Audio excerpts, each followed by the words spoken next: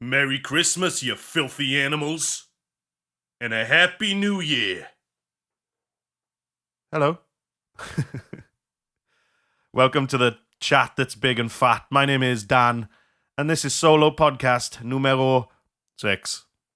I hope you had a fantastic Christmas period, guys. I personally had a proper nice, relaxed Christmas. On the days I wasn't working, at least. Anyway, Christmas Day, I was off work, so Eve and I decided that we just wouldn't make Christmas dinner for ourselves this year. We would literally just have the most chilled Christmas ever. Play with Noah and his new toys, and just throw together a buffet of all the food that was bought with feeding 700 people in mind. So my Christmas Day was a perfect break from the build up that I had, because the busy days in work were actually properly catching up with me a little bit. So on Christmas Day, I even had a 2 or 3 hour power nap, which was the boy. It was bliss. And then New Year, I got pummeled with hours, so I don't really have much to say about that experience, apart from I was in work at 9:30 a.m. on New Year's Eve, and then I walked through my door at 25 past 11 at night.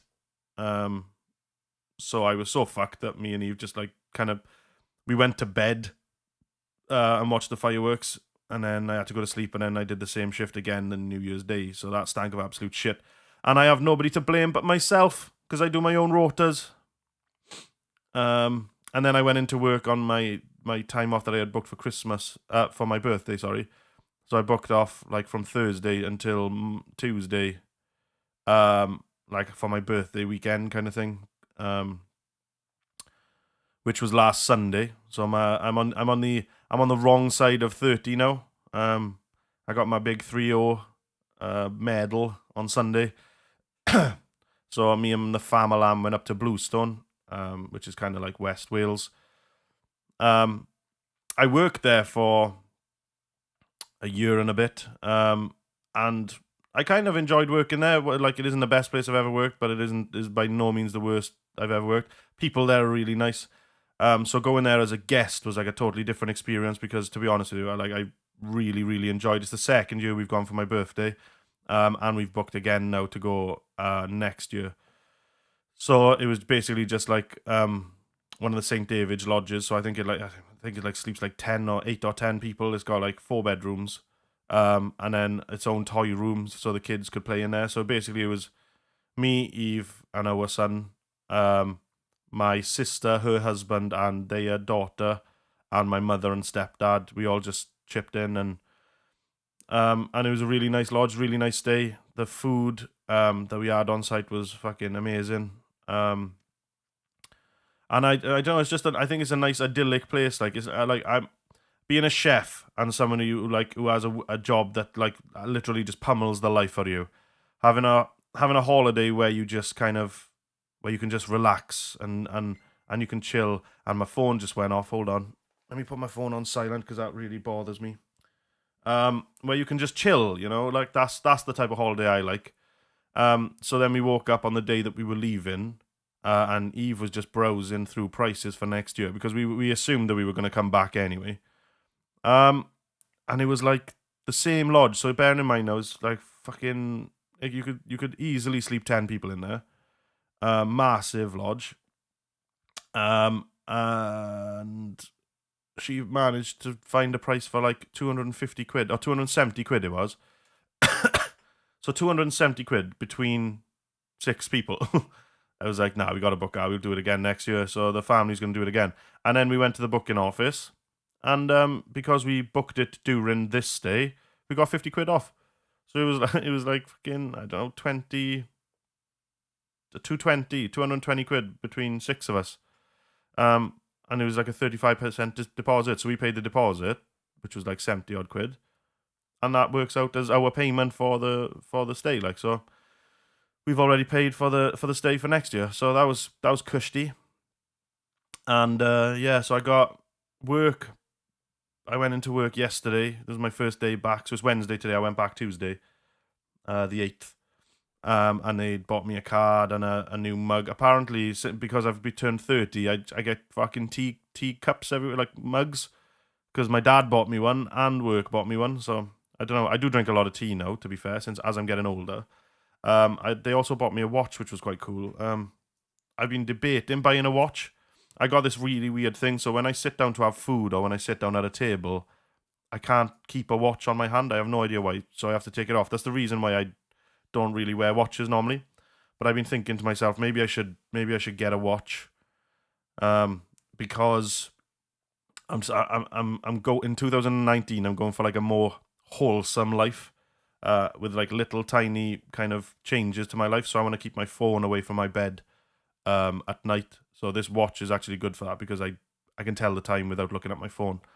That's one of the little changes. Another little change is I may delete my Facebook for a little bit, and just see how I how I fare without my, because I probably am addicted to Facebook. I'm probably addicted to social media, but I don't like, I can't lose my Twitter because it's probably my Twitter and my Instagram are my main banks of kind of traffic for the Big Fat Chat, so I don't want to lose that.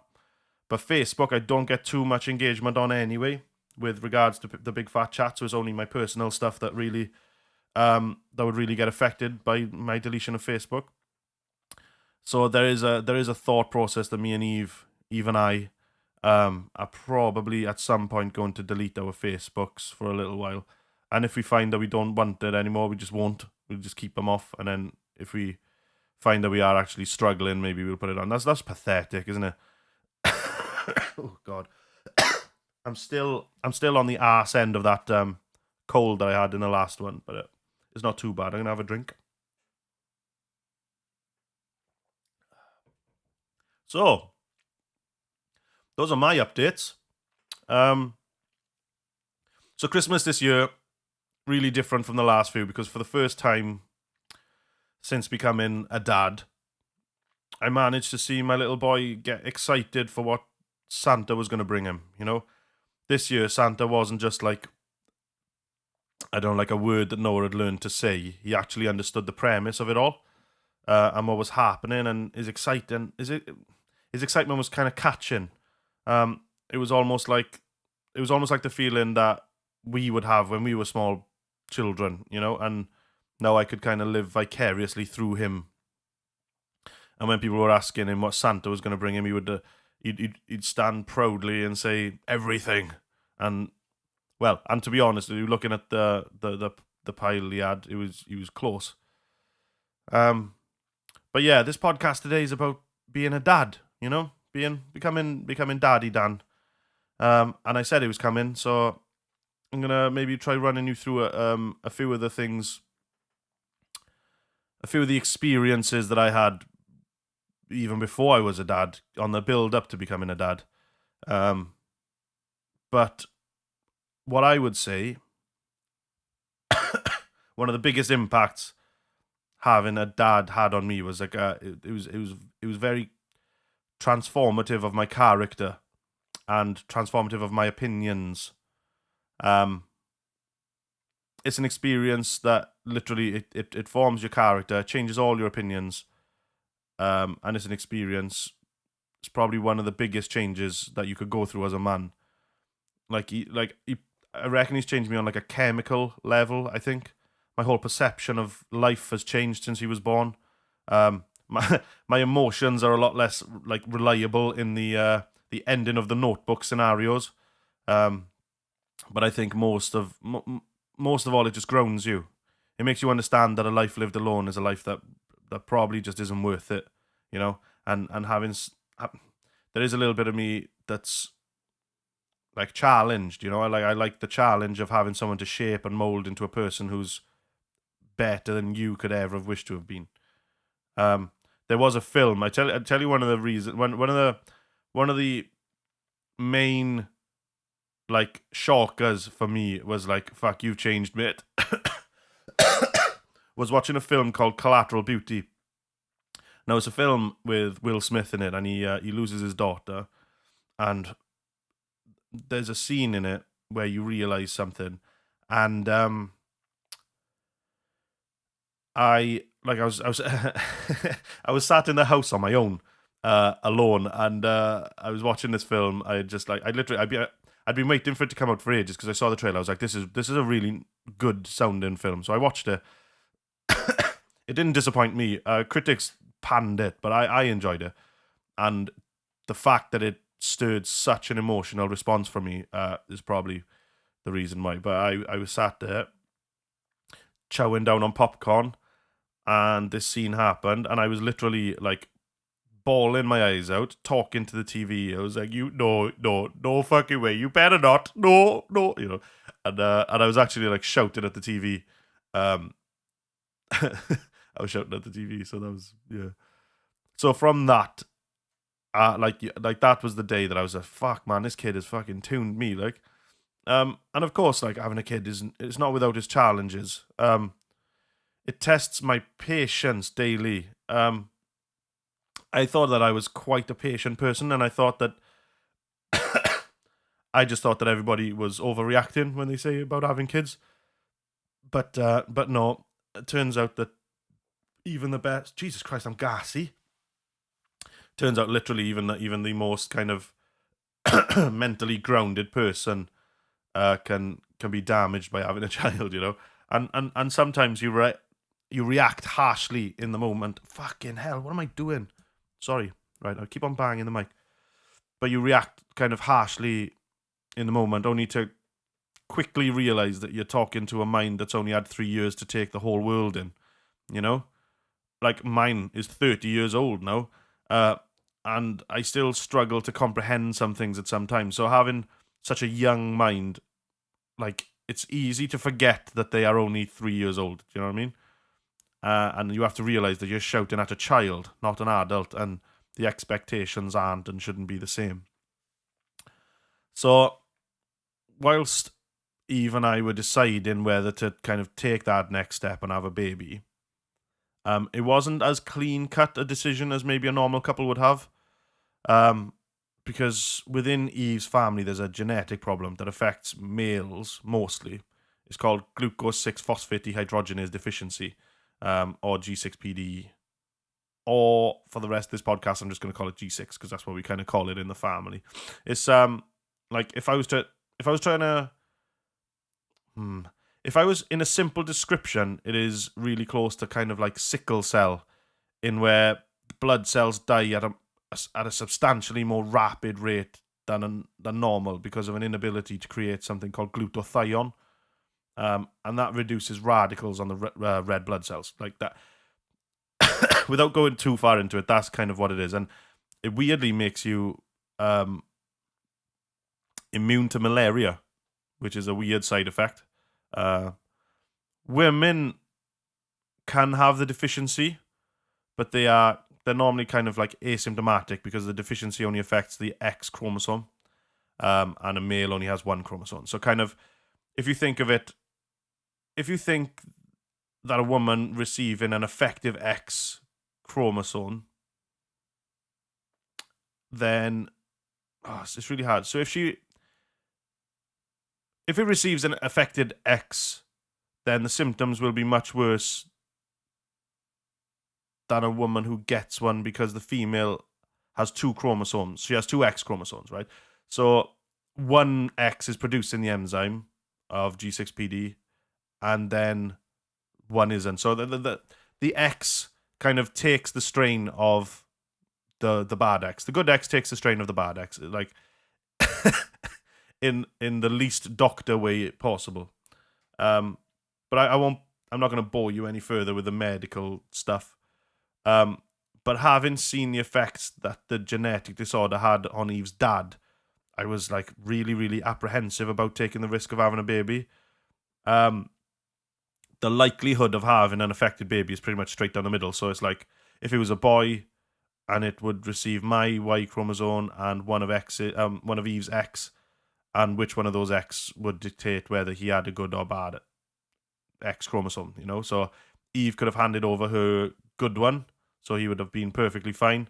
Or if he had Eve's affected chromosome, the X chromosome, then basically he would be symptomatic and he would show symptoms. And I think it's rated of like 1 to 5 of the severity, but her dad's got the worst one. So same with having a female. she would have had my good ex, and then it would have been a potluck of whether Eve's ex would be the affected one. So there's a similar boat either way. But having a girl would have meant that she would be asymptomatic probably, but then in later life she would have to have the same kind of conversation with her partner that me and Eve had to have about deciding whether to have children, because she could then have passed on she could have passed on her damaged ex. We'll call it damage. It isn't damage. It just doesn't produce the enzyme glucose 6-phosphate dehydrogenase. And up until that point, I hadn't really had even like a single fleeting thought of being a dad, really. When I was with Kaz, we would say that we'd have babies when we're maybe 30, 31. But it seemed like when I met Eve, it was kind of a different, I don't know, it was different, you know? So we say yes to having a baby, and I think it was in like November.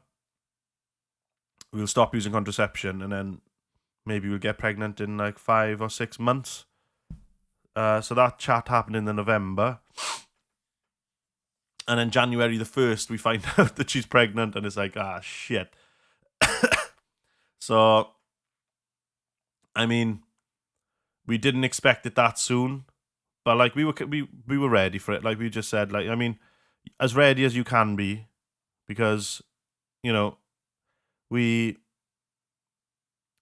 do this thing where, as humans, we do this thing where we're like, I'll wait until I'm ready. I'll wait until I'm ready. And then it's exactly the same thing with everything. So like this album, I've been putting it off and putting it off and putting it off. And I've got one verse left to write. And then from then, I have to record it all and master it all, which I could do in no time. But what I'm doing is like, I keep on going back to the songs that I've already done. And I'm like, that should change and that should change. And I want it to be perfect. And we're in pursuit of this perfect time or perfect, do you know what I mean? And it just never comes. So it's exactly the same as the release of this album. It's just like, now I just have to take what I've done. I have to put it out there.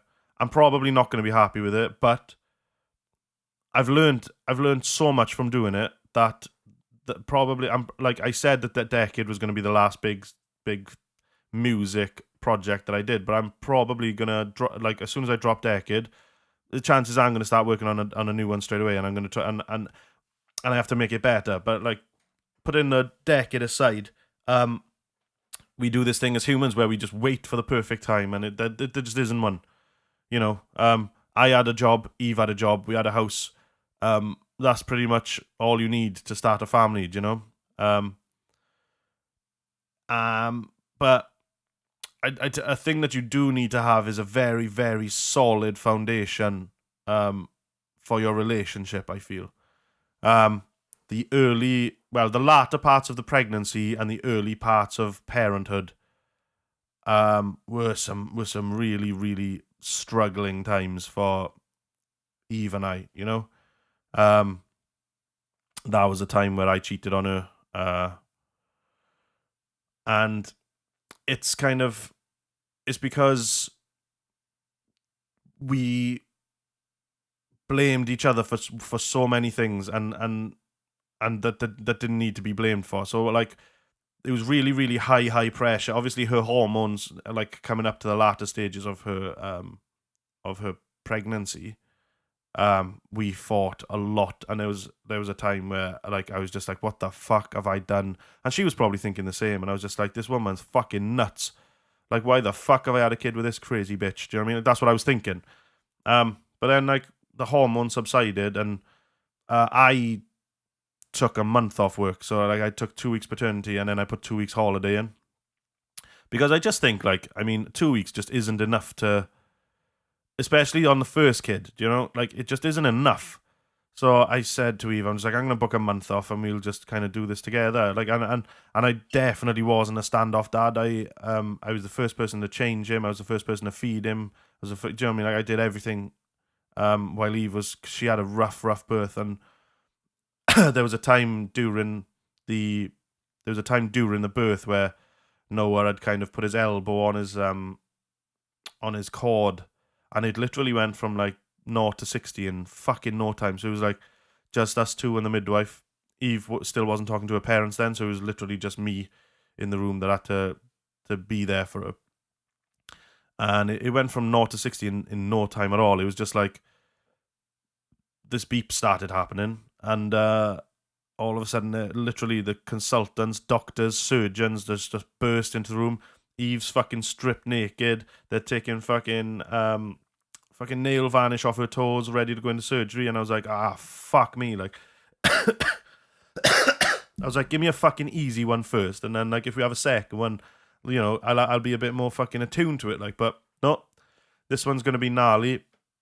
And it ended with a little fucking Asian doctor hanging out of my missus, pulling this kid. Like, so basically he got off his we didn't end up going in for the C-section because he moved off his cord, but there was still some serious problems with getting him out, like, so they had to use the suction cup thing on his head. And so fuck's sake, man. So they were using this suction cup on his head, and in the hospital that we were in, you're talking, it's probably like a 25, 30 foot room, like lengthways. It's not that wide, but it's really long. And there's Eve's blood is on the opposite side of the wall. Do you know what I mean? Like this blood had flown 25, 30 feet at least to hit that back wall, and like it just felt like it. People say that it's like the most beautiful and glorious day of your life, but I have nothing but bad memories of that day. I'm not like, to me, when I think of it, I don't think of it as a positive time in my life. Like, obviously my son came and that was good, but the actual memory of the day was horrendous. Like, just seeing Eve's blood fucking everywhere. Like, obviously she's in like god awful pain, and then when Noah comes out, he isn't crying, and the doctors take him into the corner, and it's a good probably 30, 40 seconds, and still nothing's happened. And Eve, she did it all without any drugs. She only did gas and air, and she's just on the bed fucking crying, screaming, "Is he dead? Is he dead?" And I'm thinking, fuck, man, we've just done all this, and he's not going to be alive. Like, but I think it takes like a minute, and then he starts crying, and then fuck me, you know, like all my feeling comes back in my hands, and I was just like, fuck, I just get clammy, and I was like, that feeling there is just like that relief where you'd realize that like it wasn't all for nothing, and you know, you get to see your son. Like, do you know what I mean? And I'm not one for like, love at first sight, but like, I feel like when it comes to your kids being born, that's probably the only time that love at first sight exists. Because I saw him and I was just like, fuck me, like, I love you, like, do you know what I mean? You're a little bastard because the last fucking 12 hours has been horrendous, but like, I love you, and I'm so glad that you were screaming your fucking head off, because there was a little moment where I thought that you were dead. So, you know, that's the way we welcomed him into the world. Anyway, it wasn't like, for me, it wasn't a good experience. And Eve's recovery, because they had to cut her open, and little things like that, and obviously the suction damaged her a little bit.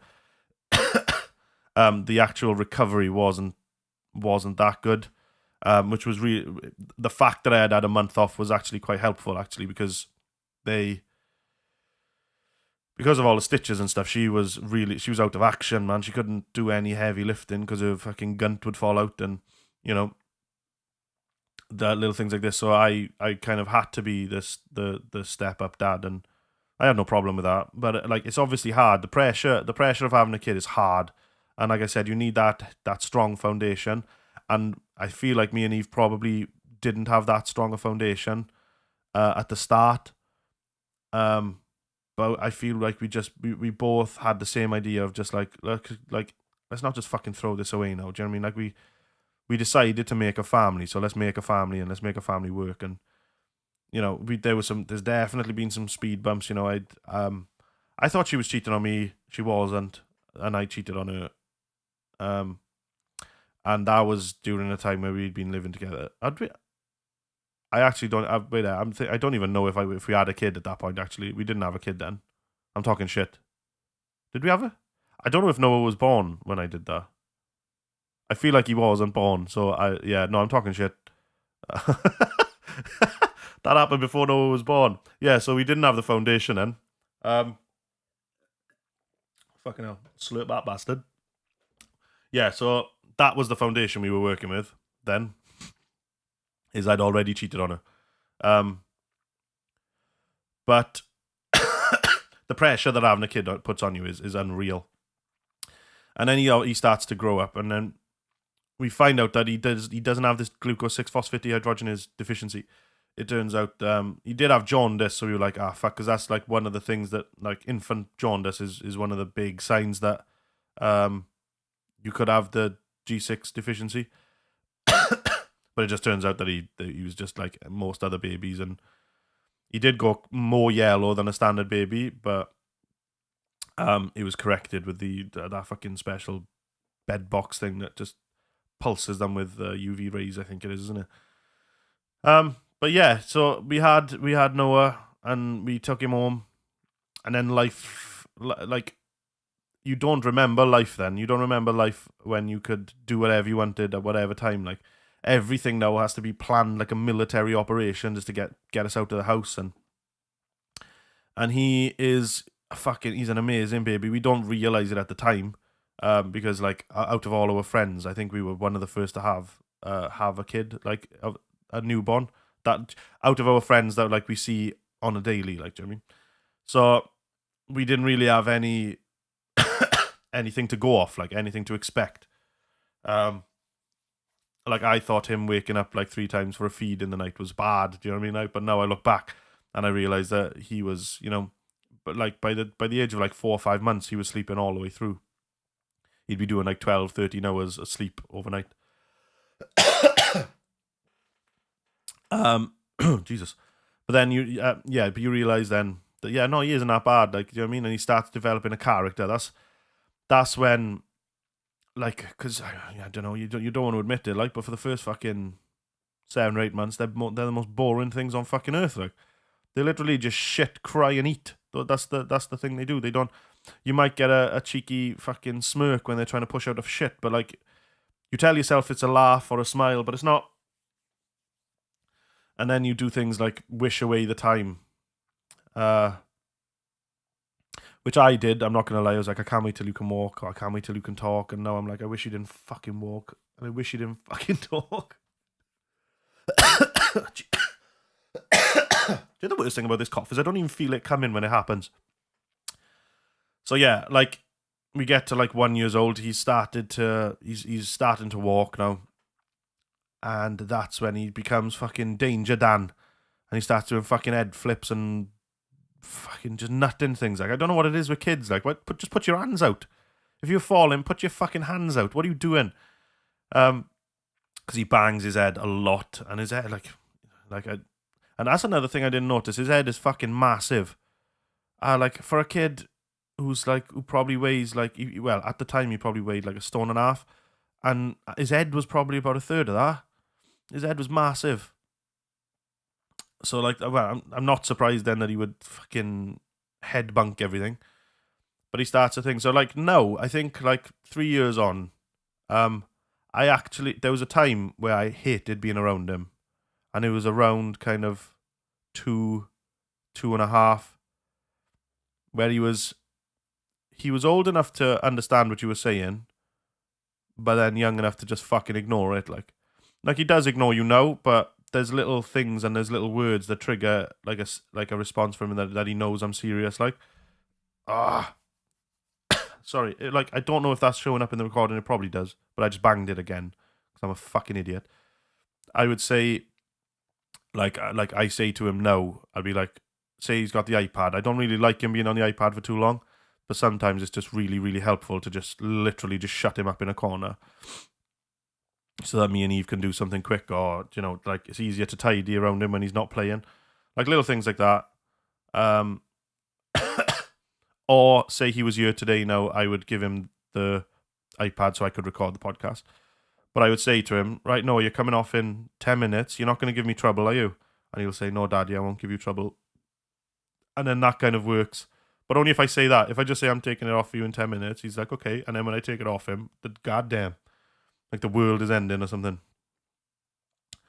But I think, having a kid is I explained it once, saying it's a beautiful pain. And I think those two words kind of, they obviously contradict each other a little bit, but like it isn't nice, but there's something about it. There's something about the child that makes you not care that it's painful. Do you know what I mean? And that's what that's what I'd say. Oh shit. I totally forgot. I said that I was going to update people. Right, okay. I'm going to finish the topic quickly. And then I got an update for you on the I'm a Bully episode. So yeah, like there's something about having a kid that makes you. There's something about it having a child that makes you ignore the fact that they are absolute shit faces. Like it's a beautiful pain. It's like Noah can literally fucking ruin my life 1 second, and then the next second I'm just like hugging him like there isn't a tomorrow. Like I'm never gonna hug him again. And I'm just looking at him, and I find myself doing it all the time, getting lost in just staring at him when he's doing stuff like.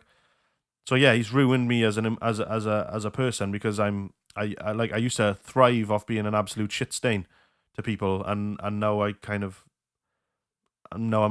looking at veganism and trying to live a wholesome life. Do you know what I mean? Like, so I know he's done something to me, something I don't really like.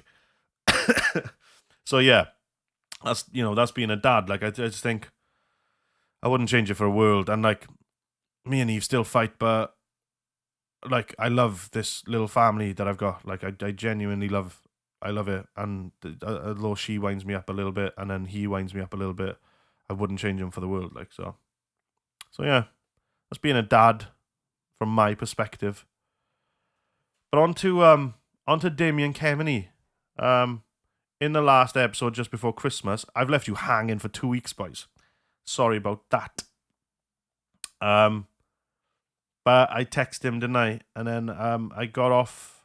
I think I got off recording the podcast at maybe 1 a.m. in 1 a.m.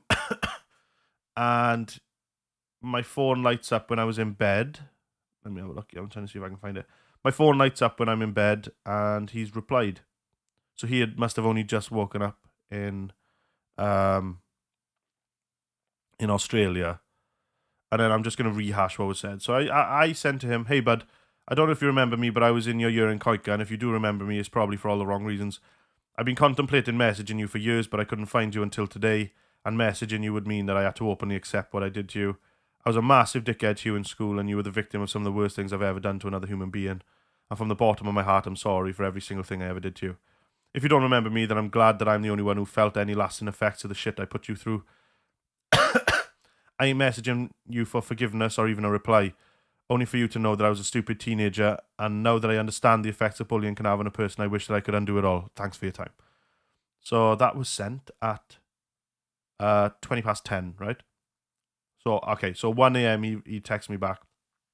He said, "Hi, Dan. Thanks for the message and apology. It's appreciated a lot. I do remember you from school, but it's mainly because I used to sit next to you in Mr. Pike's science class. I remember some of the things, but not a lot of what you did, to be honest. It's all in the past. I don't hold on to anything. No grudges are held. And I never have held anything against you. And there are absolutely zero lasting effects from me. Again, I'd like to say thank you for this message. It is appreciated and means a lot to me that you've done it. I never expected you to or thought anyone would. Because it wasn't just me, see. It was a few people. And he said, I'd like you to know that you are forgiven already, and I hold nothing against you at all. I understand people do things as teenagers they regret. We're all good, mate. If I still lived in the UK, I'd say meet me for a drink, but now I live in Australia. Thanks again." And then he put his name. But then we had a little back and forth, and I was saying to him about kind of, I'm glad you're okay. Like I said to him, I've been looking through your Facebook, and it looks like you've built like a nice little life for yourself. So yeah, that was the update. He kind of he messaged back, and I've seriously got some honking closure from that part of my life, because like it always affected me, thinking that maybe I damaged him in a way that was unfixable, So I'm glad. I'm really, really glad that he's okay. And he said next time he's in the UK, I was just like, hit me up, we'll go for a drink. It turns out he doesn't drink alcohol. So we're gonna go out for a Coke somewhere maybe. But yeah, I'm sorry I kept you hanging about that for the last 2 weeks. And the response to that last one, the bullying one, was absolutely phenomenal. I had a handful of people message me saying I'm going to do the same. I had some people come to me with stories of the fact that they had already done it and they felt the same closure that I did. Because most of the time, I mean, there's obviously, like, you could do something so badly that you fuck someone up for life and then they're never going to forgive you. Like, I understand that. But for the most part, these people, these victims grow up to be adults and they realize that you're not the person that bullied them anymore, you know? So that was like amazing closure to the end of the year for me, and it's a really, really like happy start to 2019 for me, because I can literally just put that shadow that's been over my life for fucking 15-ish years, yeah, and I've been beating myself up for it for nearly all of that. So yeah, thanks for your time, guys. Welcome to 2019. I hope you had a fucking lush Christmas, and this one, it was kind of rushed again, and I really do apologise that. It was half scripted, half from memory. You could probably tell which ones were scripted and which ones weren't. But but yeah, I just had to get something down for you guys, because like I feel like I needed to get running, like another running start into 2019.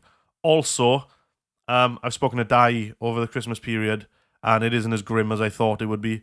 So he's going to set up a time in the week where we just, we set aside an hour and a half or something, and then he comes down. When Noah's in full-time school in September, I can go up to him, and then it literally just opens up the day for us. So I can do that because he doesn't have to travel to me, and that's probably going to be the way it goes. So he's speaking to Scarlett, who's the company who I got all my podcasts and stuff from. So I got the Scarlett 2i2. I got 2 of the CM25 mics, and he's going to see if he can get another setup for himself up in his house, so that we can do the podcast in 2 locations without fucking about with kit too much. So it's really good news. Dai isn't going to be as evaporated as I thought he would be. And we aim to just kind of get the podcast back to where it was before, where we would just come, we'd shoot the shit, we'd say some fun stuff, but I am going to do the solo stuff as well. So some people like really have enjoyed the solo stuff and the really, really personal stuff, which I can only really do properly when I'm on my own, because it's because like the bully stuff was too real for me to have like a really, really honest chat about it. Like I did with Dai a little bit, but I just feel like when I was on my own, I could open up about it way more. But yeah, I hope you had a fucking amazing Christmas. I hope you have a fantastic New Year, and I hope to just bring you and any new listeners along for the ride in 2019. We're really close to 100 subs on YouTube, which is good. We got a decent following on the podcast, the Apple podcasts. So yeah, like this is looking up, guys. I'm really, really excited for what the new year is going to come. Chances are we could start video recording the podcasts and make them vodcasts. That's another massive thing that we're going to be looking into in this 2019, the year of the Big Fat Chat. So thanks very much for your time, guys. I'll catch you on the flip side. Ta-ra!